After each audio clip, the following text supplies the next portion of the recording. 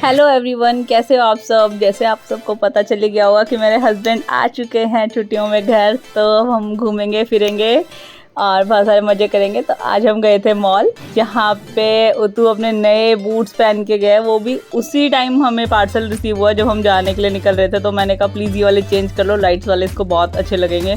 और वो बहुत ही खुश हो रहा था इन्हें पहन के। उसके बाद हम मॉल में गए और फिर हमने देखा कि यहाँ पे वेंडिंग मशीन थी जिसमें फ्री प्रोडक्ट मिल रहे थे, कुकीज़ मिल रही थी बेसिकली।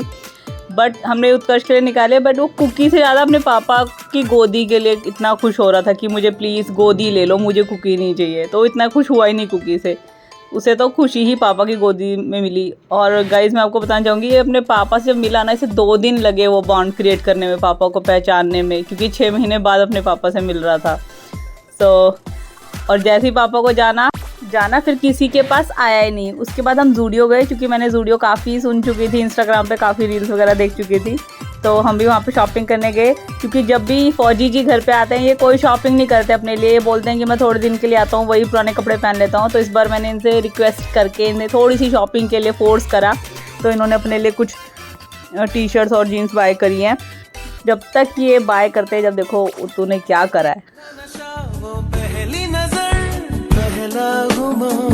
यूं लगे मोहब्बत ही जहां है, दोस्तों की दोस्ती, यारों की यारी कम लगने लगी।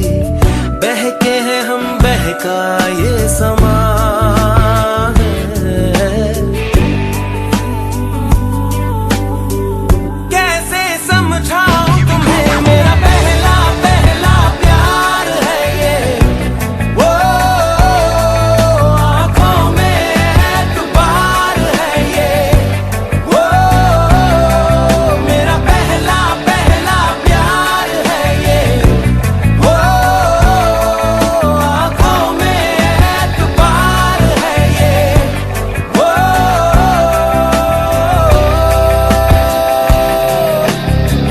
मेरा पहला प्यार is place to be and all you people in love. Finally mama's boy, no more mama's boy.